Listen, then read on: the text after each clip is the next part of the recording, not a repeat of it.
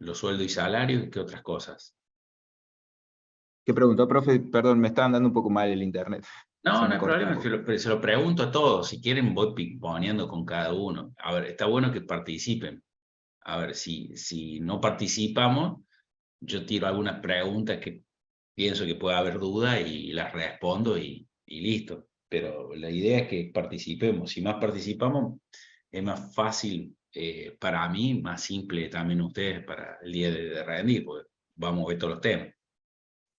¿Qué afectaría, vamos a decir, cómo se mueven los flujos de fondos en función de los recursos humanos? O sea, ¿qué impacta en los flujos de fondos recursos humanos? Dije, uno, sueldo y salarios. O sea, los sueldos y salarios impactan el flujo de fondos, porque vos tenés que pagarle salario a las personas. ¿Qué otras cosas influyen? Recién dijimos, las capacitaciones. Si una persona no tiene la capacitación normalmente inicial, a la empresa se la da, pero capacitaciones para lograr el puesto deseado o el perfil deseado son costos que vos lo estás asumiendo por una mala decisión de estar en un lugar u otro. Pero a lo mejor la estrategia a lo mejor era estar en un lugar puntual para mejorar tu estrategia comercial, pero no contemplaba nunca el tema de recursos humanos. Y a lo mejor el impacto del trabajo de recursos humanos es más costoso que la estrategia de estar cerca del mercado. O sea, la logística a lo mejor era más barata que estar formando personas todo el tiempo, o que se te roten. Vieron los proyectos de sistema, que por poco dinero se van rotando, rotando, rotando. Entonces, si vos lo formás, se te van, formás, se te van, formás, se te van. Entonces, un gasto muerto permanente de formación. Entonces, en un proyecto de ese tipo, si no tenés un coeficiente de rotación y un costo de capacitación, está mal diseñado, o sea, está mal hecho el proyecto. Recuerden que nosotros valoraríamos un proyecto. O sea, nosotros la posición de la materia es, me llega un proyecto y lo tengo que evaluar. Si no tiene estas cosas, evidentemente hay un punto en recursos humanos que no se tuvo en cuenta. Vamos a decir al revés, o otro proyecto. El proyecto tiene mucha importancia en las ventas. O sea, tengo que comercializar productos que son vendedores de autos, para hacerla fácil. Si yo no tengo visualización, que va a haber un ítem que diga viáticos por movilidad para ir a ver a los clientes y todo lo demás, y comisiones, estoy agarrando muy fiero lo que es un flujo de fondo de la parte de recursos humanos. No sé si me voy explicando esa unidad. Entonces, depende del tipo de proyecto, es como impactar, por ejemplo, un proyecto de servicio o atención al cliente.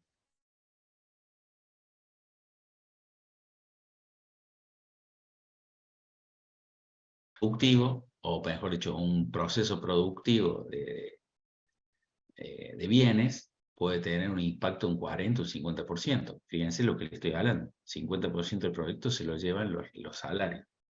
Es un impacto importante. No tenerlo en cuenta algunas cosas, porque hace una variación importante.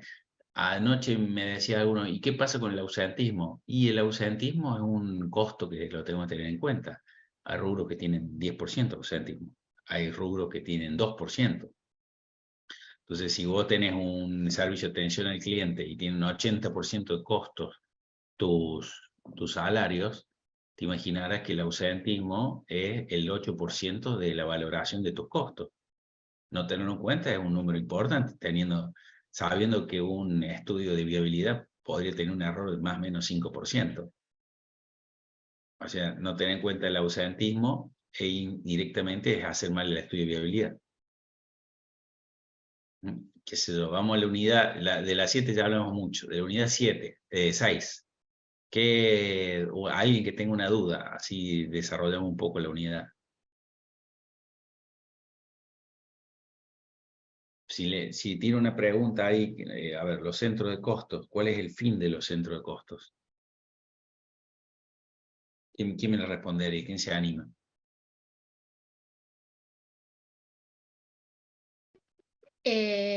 Un centro de costos Un centro al cual se le asignan, tabulan y acumulan sobrecostos gastos generales. Muy bien, Facilitan la Majo. planificación de costos y la asignación a la función orgánica correspondiente. Muy bien, esa es una definición bien correcta. Pero cuando decimos eso, ahora yo se lo voy a explicar un poco más, vamos a decir, en el día a día.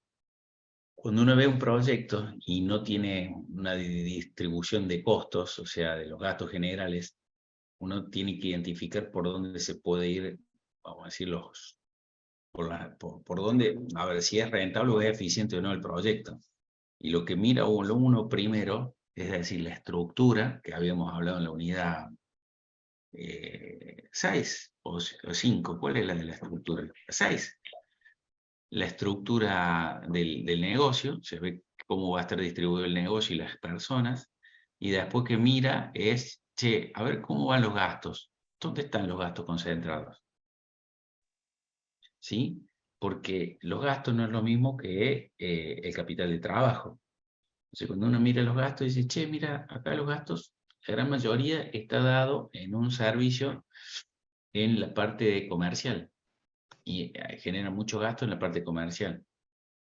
¿De qué se trata este proyecto? Si es un proyecto que tiene un gran fuerte, vamos a decir, proceso de comercial, y mi estrategia era comercial, es correcto. Ahora, lo que no puede pasar, podemos tener tanto centro de costo como el proyecto lo decida, pero hay centros de costos que no pueden no existir, como por ejemplo el de las depreciaciones. El centro de costo de depreciación es unificado en un solo centro de costo e implica que yo estoy manejando mi activo, ¿sí? ¿Por qué? Porque de esa forma puedo tener claro cuál es mi capital todavía que no se ha depreciado. O sea, el capital, ¿qué era eso? De libro, ¿se acuerdan? ¿El valor de qué? Del libro. Entonces, yo puedo tener ese valor y puedo tener identificación y conocimiento de mi activo. O sea, no lo puedo delegar en cada, vamos a decir, en cada departamento. Sobre todo en la unidad 6, lo que hay que ver es la estructura, cómo se conforma la estructura y qué sobrecostos tengo, ¿sí? Cómo lo distribuyo. La pregunta más clásica es esta que le acabo de decir: ¿cómo hago una estructura que sea lo más rentable posible? O sea, cuanto más chata es, menos gastos tiene. ¿Qué diferencia hay entre los centros de costos y un centro de costo y los gastos generales? Creo que recién comentaba Majo, o sea, la definición ahí la acaba de decir. Y mucho más de esta unidad se puede decir, che, ¿cómo impacta en los flujos fondos? ¿Cómo impacta en los flujos fondos la estructura? La estructura no implica gastos, lo que implica gastos son los recursos humanos, o costos, como quieran verlo, depende de cómo lo definamos, que realice cada tarea. Por lo cual la estructura no genera una afectación a los flujos de fondos. Lo que afecta son los recursos humanos. Ahora, mi estructura siempre va acompañada de recursos humanos, por lo cual la definición de la estructura me dice cómo voy a tener yo definido mis costos. Pero esa no es muy compleja. Vamos con la unidad 8. Componente de la inversión. ¿Quién se anima a decir cuáles son los 3 componentes de la inversión?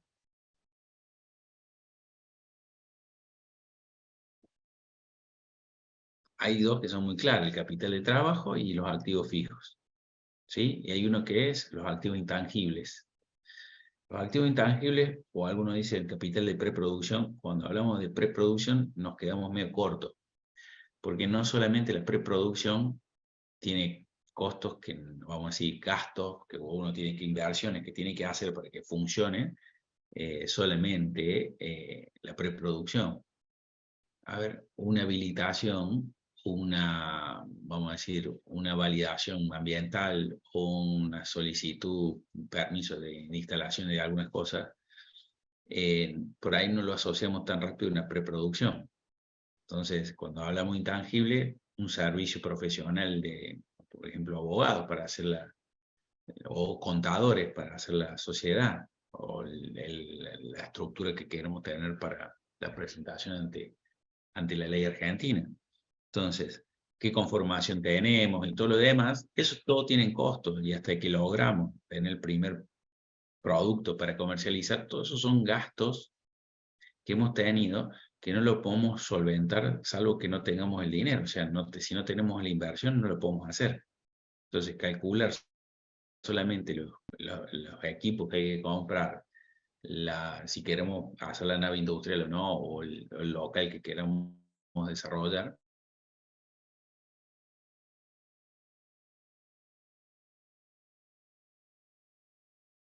tres de los componentes. En la 8 hablamos de capital de Profe, me parece trabajo. que se le está cortando el internet. No sé Uy, si se soy yo. cortó. Y tíreme a ver Sí, dónde me me parece que quedé. sí. En No, fue un segundo. los- dígame, a ver, ayúdeme, los tres componentes del inversión.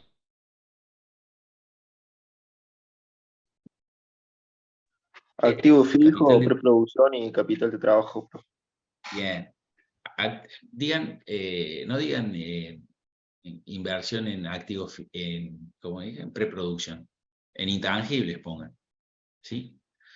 Porque, por ejemplo, generar la marca, desarrollar la marca en publicidad antes que vos comercialices, es una inversión. O vos vas a hacer recién a hacer mostrar la marca cuando tenés un producto para vender. ¿Se entiende? Entonces, inversión en activos intangibles, acuérdense eso. Capital de trabajo, vieron que hablamos una parte de la inversión y capital de trabajo. Hay tres fórmulas de cálculo, ¿sí? Una es contable, o sea que permite al contador a fin de año decir activo menos pasivo, eso es lo que vos tenés. Después hay una fórmula que es un proporcional sobre el capital total, o sea, lo que yo tengo en activos, vamos a decir, la diferencia entre activos corrientes menos pasivos corrientes dividido el capital total, te da una porcentual y te va a dar una proporción. Lo que te está diciendo es, che, ¿cuánto de lo que vos invertís o lo que tenés ahí disponible está siendo capital de trabajo? Si es muy alto, quiere decir que vos, vamos a decir, tenés un inconveniente porque estás financiando vos ese capital de trabajo. Y lo ideal es que te lo financie ¿quién? Los proveedores. ¿Mm? Cuanto más chico es, mejor te va. ¿Se entiende? Ahora, cuando hablamos de un indicador reducido, estamos hablando de que vos tenés el capital mínimo para producir, ¿no? Profe, Sí, ¿puede ser que la tasa esta tiene que ser menor a 1, por ejemplo, o sea, entre 2,5 y 1 para lo del capital de trabajo? a ver, 2,5 y 1, lo que te está diciendo es que tu capital es 2 veces más que tu inversión, tu capital total. Claro. Si vos tenés un alto porcentual, ¿sí? Un alto porcentual de capital de trabajo, vamos a decir, para visualizarlo rápido, usted tiene mucho stock, ¿sí? Vos tenés mucho stock. Y tenés muchas materias primas, y tenés muchas dinero. Todo ese dinero, si vos no lo comercializas rápido, lo tenés parado. O sea, tenés Claro. una inversión para tenerla parada. ¿Es conveniente tener mucho stock o es conveniente tener mínimo stock? Y lo ¿Qué? razonable, porque si vos no movés ese capital, no tenés cómo afrontar las deudas a corto plazo, digamos. Claro. A ver, cada rubro tendrá un punto de equilibrio. Pero lo que uno busca siempre es tener el menor stock posible, porque stock y, vamos a decir, materias primas paradas, otra cosa es que esté en proceso de producción. ¿Sí? Está en proceso de producción, desde que entra hasta que sale, vamos a poner un proceso muy largo, 2 meses. Bueno, ese es todo el valor agregado que vos le vas metiendo en esos 2 meses. O sea, al mes 3 tendría que estar vendido, y si es posible, cobrado. ¿Sí? Para que vos vuelvas a meter otro producto y vuelvas a salir de la línea o de la producción, lo que sea. ¿Por qué? Cuanto vos más stock tenés parado, es más dinero que vos lo tenés sin movilizar. ¿Y vos cómo generas dinero? ¿Cómo se genera el dinero? Vendiendo Y y con comprando. venta, y Vendiendo, haciendo... producir, comprar materia prima,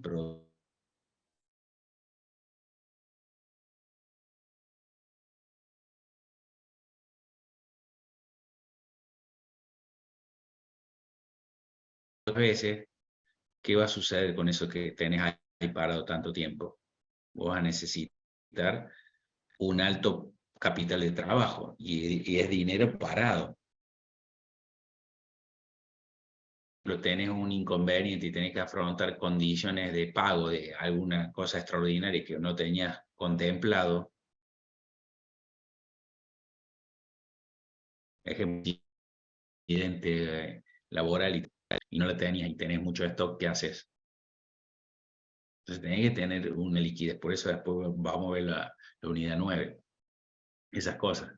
Pero vamos al punto 3 de cálculo. El punto 3 de cálculo lo que dice, fíjense que te pide cuántas veces rota ese producto. Cuanto más veces rote, menos dinero parado tengo.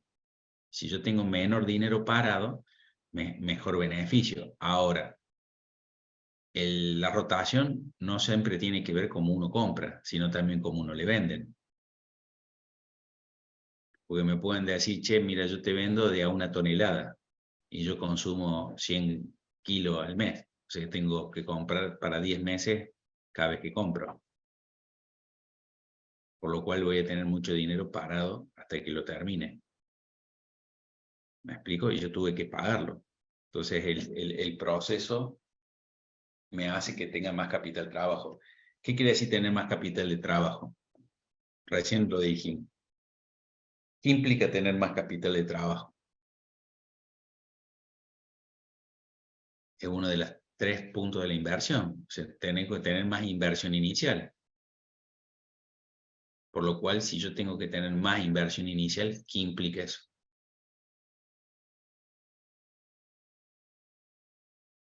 ¿Qué implica para ustedes tener más inversión?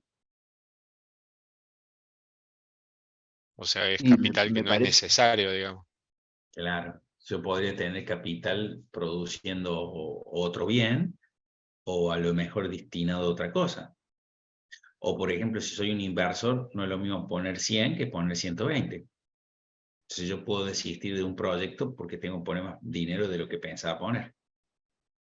Entonces, como segundo, si vos tenés más inversión inicial, ¿qué va a implicar? El BAN, el TIR y todo lo demás va a ser más perjudicial, porque yo tengo que recuperar todo ese dinero.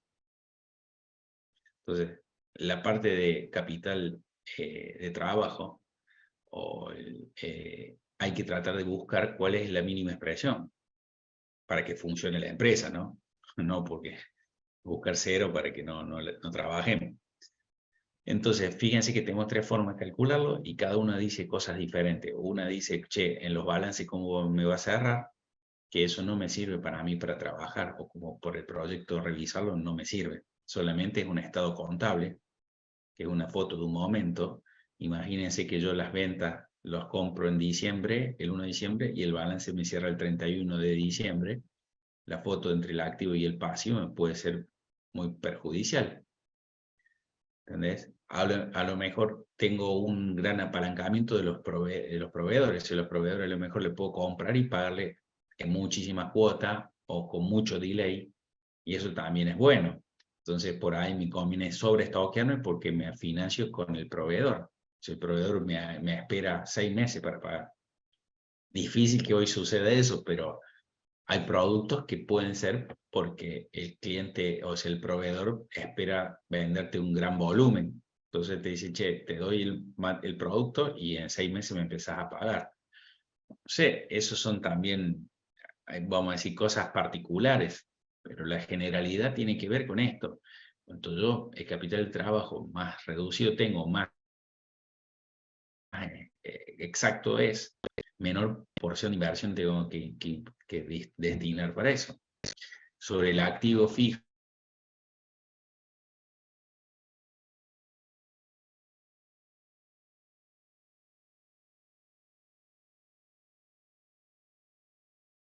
un proyecto que sea más económico, pero eso por ahí no es tan fácil vamos a decir, no están en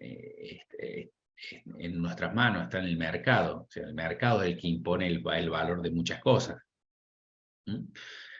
Pero sí vamos a decir, capital de trabajo, tratar de tener lo mínimo indispensable. Entonces, de la 8 que vimos, y después viene en la 8 la implementación, el cronograma de implementación. Hay algunos pasos ahí, pero para que se entienda que la implementación no es tan solo un GAN. Vamos con la 9. Ahí siempre hay dos preguntas. Indique los, vamos a decir, los análisis financieros o los indicadores financieros y los de rentabilidad. Hay una gran diferencia entre rentabilidad y financiero. La rentabilidad es lo que me va a decir, che, si el proyecto deja una ganancia, y el financiero si es viable en el tiempo lograrlo. Contábamos los otros días, hay proyectos que cuando hacemos el cálculo y lo vemos, recuerden que hacemos un proyecto académico, nosotros no es el día a día, que tiene pérdidas 9 años y el año 10 o el año 8 empieza a tener mucha ganancia, muchísima ganancia. Entonces yo cuando veo el proyecto digo, mira, el proyecto tiene rentabilidad, pero lo tiene a partir del mes del año 8, dentro de 10 años, ¿no? De 10 años, en el umbral de 10 años, el año 8 empieza a tener dinero. ¿Qué quiere decir eso? Financieramente es un desastre. Entonces, 8 años yo tengo que salir a pedir préstamo, endeudarse, acreedores o inversionistas que pongan extra para poder sostenerlo, para que los últimos 2 años me dé ganancias extraordinarias. ¿Le da seguridad la inversión a ustedes en un proyecto de ese tipo? ¿O le da más seguridad que todos los años tenga una proporción? A lo mejor no es extraordinaria la rentabilidad, pero sí todos los años se va incrementando y se va sumando. ¿Qué quiere decir con esto? El proyecto 1, que decíamos 8 años a pérdida y 2 a rentabilidad extraordinaria, tiene mayor riesgo. No vamos a hablar de incertidumbre, porque puede haber mucha incertidumbre en un proyecto de eso, mucho desconocimiento, como decíamos recién, no poner un ausentismo en un flujo de fondo de la parte de recursos humanos es desconocer que existe un costo extra. Pero eso es tener incertidumbre, o sea, no hay datos que deberían estar. Vamos a suponer que están todos los datos que tienen que estar. Entonces podemos valorar que ese proyecto es muy riesgoso, porque, vamos a decir, solamente en los últimos 2 años, y si cualquier situación que exista puede modificar estos parámetros, hay que verificar las variables sensibles, que ya lo vamos a ver en la 9. Entonces, es muy complejo. Entonces, cuando tenemos que tener claro, no tenemos que buscar los dos. Bueno, hay definiciones. ¿Qué es un análisis de rentabilidad? Bueno, hay indicadores fijos, móviles. Algunos incluyen todo el proyecto, como el BAN o la TIR, y algunos que identifican situaciones puntuales en un año puntual. ¿Cómo se hace normalmente en un proyecto? Todos los años se tienen que hacer los estáticos y los dinámicos, lo que abarcas todo el año. ¿Por qué se actualiza el BAN? Para poder comparar proyectos en las mismas condiciones del día de hoy. Porque yo no sé qué va a suceder en 5 años, en 10 años, 20 años. Puedo tener un gran estudio de mercado, puedo que el país sea muy estable, pero no sé, podía controlar. O sucede una situación como pasó en el 2008, que las bolsas se cayeron por el tema de inmobiliario, y algo que no estaba contemplado. Entonces, hay situaciones que pueden suceder. Uno no tiene la bola de cristal, pero sí sabe lo que sucede, por eso se actualizan los datos. El tema de análisis financiero, bueno, hay lo mismo. Tenemos algunos que son dinámicos y otros que son estáticos. Normalmente lo uno que mira son la liquidez, las relaciones, vamos a decir, con los capitales.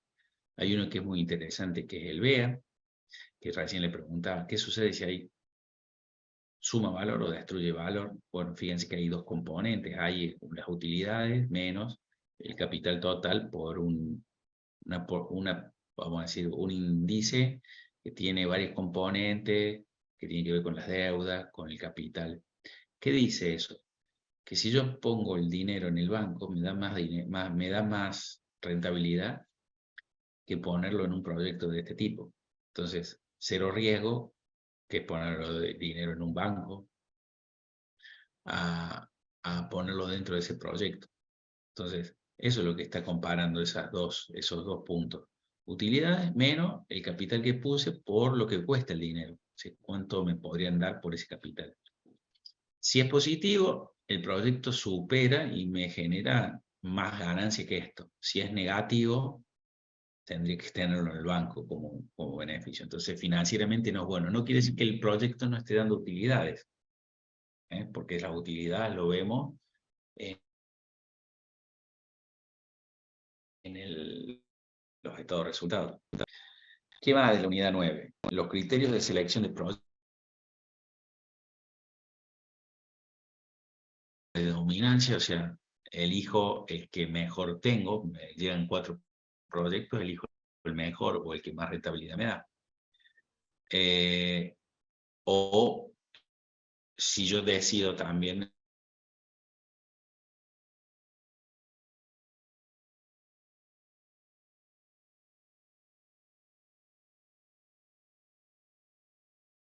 elegir el de 35 porque me gusta hacer ese tipo de proyectos. O sea, no hay uno mejor, sino una condición mínima. Profe, Después me está parece que se le sigue no sé si soy yo, si es mi wifi o es el wifi del profe. se cortó, puede ser, porque acá Sí, recién decía no sé inestable. si- ¿Dónde? Tíreme, a ver, ayúdame donde me quede. O sea, en la pregunta de criterios de selección de proyecto, Sí, como que son después no se 4. escuchó. Ahí está. Son 4. Hay uno que es predominancia, o sea, yo tengo todos los proyectos, elijo el que mayor rentabilidad me da. Otro criterio es un mínimo, o sea, si yo pido 35% de tasa, elijo, no importa qué proyecto, el que tenga que estar sobre esa mesa tiene que tener más de 35, y elijo por gusto. O sea, me queda más piola elegirlo, no sé, de faena de pollo y no elegir, qué sé yo, cultivo de soja, por decir alguno, ¿no? Cualquier de ese tipo. Porque los dos dan más de 35, no me importa que en la mesa dé 1,80. Elijo la condición mínima de, si supera, elijo alguno de esos. Después está el valor esperado, que ese tiene que ver, es aplicar a un indicador, puede ser financiero o puede ser de rentabilidad, puede ser el BAN o el BEA. Le aplicamos una proporcionalidad vamos a decir, de ocurrencia, para que si existe alguna situación positiva o negativa, podamos identificar qué es conveniente, ¿sí? Entonces, ¿qué nos ayuda a identificar eso? Promedios de promedio, entonces tenemos umbrales mínimos y máximos. Eso me permite los criterios de selección de un proyecto, identificar esa situación, o sea, qué es conveniente. Y después tenemos, dije el valor esperado, la equivalencia de certeza. La equivalencia de certeza es similar, es el valor esperado menos un factor puntual, vamos a decir, del sector que existe por una desviación estándar. Entonces, ¿qué estoy diciendo? El valor esperado que tenía una probabilidad, le aplico un factor de corrección del propio del mercado por un desvío estándar, o sea que me va a dar un máximo y un mínimo. Entonces, sobre eso voy achicando, vamos a decir, los errores. Esos son los 4 tipos de criterios, ¿sí? Y podemos mencionar el riesgo total, pero normalmente se usan esos 4 tipos de criterios. Son los más comunes. Después hay muchos más y hay algunos que son actualizados. ¿Preguntas sobre la 9? ¿Dudas? Al final el repaso lo estoy haciendo yo. Y sobre la 10, vamos a tirar algunas ideas. A ver, normalmente tenemos lo que es el BANG, lo que busca cuando uno evalúa, vamos a decir, de mirada desde del Estado, es si ese proyecto va a poder distribuir riqueza, o sea que mínimamente pueda pagar sueldos y salarios, y si existe un excedente, ese excedente se ha distribuido hacia mejores beneficios. Ese excedente social normalmente puede estar quedando en el país o ser derivado hacia el exterior. Entonces, el Banje no es Banje extranjero más el Banje nacional. Normalmente se suman los dos. Sobre qué tasa de actualización se usa el Banje, normalmente los bancos se actualizan sobre la tasa de actualización social, que no es lo mismo, es sobre el interés que pide el inversionista. En la 9 vemos el interés del inversionista y en este vemos la tasa de actualización, que la tasa de actualización, dependiendo de dónde estemos parados, es cuál vamos a seleccionar. Si es un país prestador, o sea, Estados Unidos, se fija la tasa del Banco Central de ese prestador, normalmente el Tesoro de Estados Unidos. Ahora estaban 4 por ahí, pero normalmente son 2 o 3. Y la tasa de actualización social, por ejemplo, un país como nuestro, es la misma tasa más el riesgo país. El riesgo país, ahí se hace una valoración, o sea, el 2000, estamos hablando que sería un 20 puntos, o sea que es 4 más 20, 24, nos estarían prestando a nosotros una tasa internacional. Situación que todos los países le prestan en 2, en 1, ¿se entiende? Para que más o menos valoren ustedes lo que estamos identificando. Si un Estado lo que primero ve es saber si ese ban es positivo, quiere decir que su prueba de vamos a decir, de eficiencia es absoluta, o sea, si puede pagar solo los salarios, ya te dice que es absoluta, y después se identifica si se hace algunas pruebas, si hay escasez de alguna situación como divisas, como energía puede ser hidrocarburos, o sea, si mi proyecto consume, no sé, un horno un alto horno, bueno, ahora son eléctricos, pero en su momento los altos hornos, bueno, un alto horno que es eléctrico, normalmente es eléctrico y están generados por combustible fósil, o sea, pongo una central eléctrica al lado del alto horno, y eso me implica un gran consumo de hidrocarburos. Si hay escasez de hidrocarburos en el país, me va a afectar y puede provocar que no se pueda pagar solo salarios y que tenga, vamos a decir, infraestructura parada y costos muy altos por tener parada esa infraestructura o destinar subsidios. Entonces, viéndolo desde el país, te probamos, che, el proyecto sin ninguna situación crítica, ¿puede pagar solo el salario? Sí. Si existe una situación de no existe energía o no existe divisa, ¿puede sobrevivir? Bueno, esa escasez tiene que ver con un criterio de selección de la variable sensible. O sea, ¿es sensible a qué ese proyecto del país? A consumir divisas porque distribuye al exterior. Vamos a decir, es sensible a la energía. Bueno, así como vimos los proyectos, vamos a decir, los indicadores para evaluar la sensibilidad en lo comercial, lo mismo sería cuando uno habla de escasez en los indicadores de rentabilidad nacional. No sé si hablé de sensibilidad en la unidad 9, pero bueno, los criterios vamos a decir, cuando vayamos el valor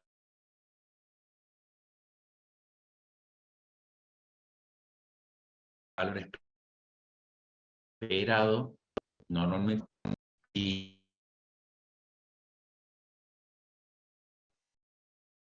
puede ser que mi proyecto no prospere si Ahí se le mañana está cierran cortando, profe. importaciones. Entonces, sensible a ese.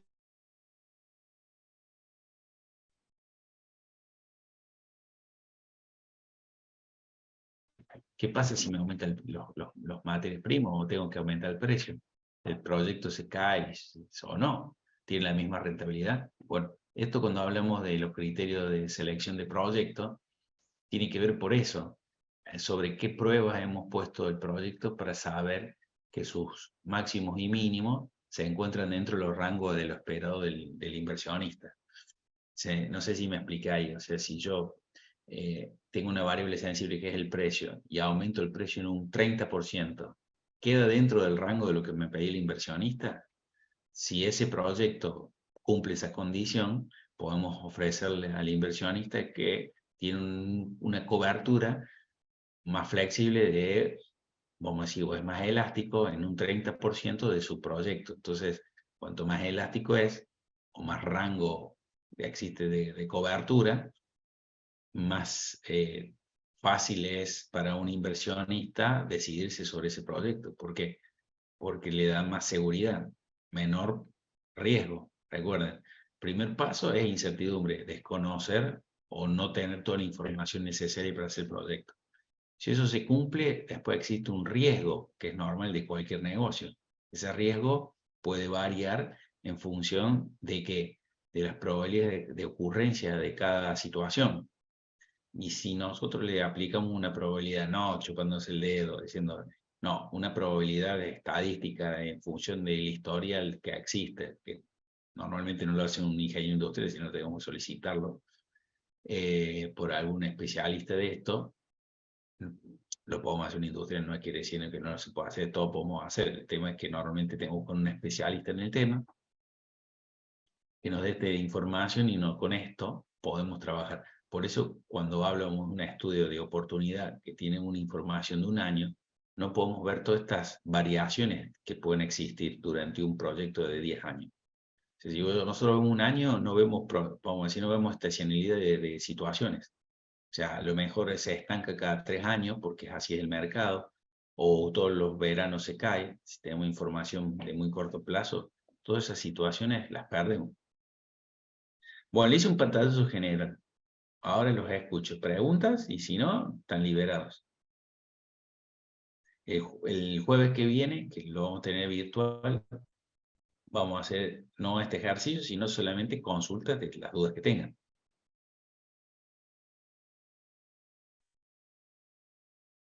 Ok, profe.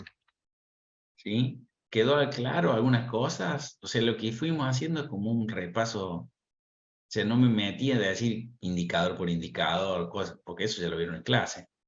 Pero sino cómo es la relación de todo vamos a decir, el programa de estas últimas 5 unidades, 6 unidades. 5 unidades.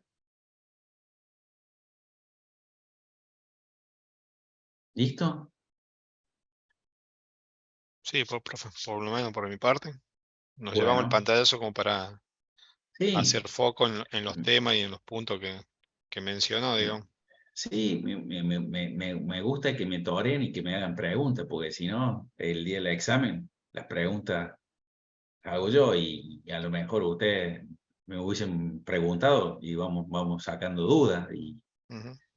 Pero bueno, espero el jueves que viene que me hagan y me tienen que matar preguntas, Sí, porque ya deben haber estudiado y ya saben cómo es el proceso.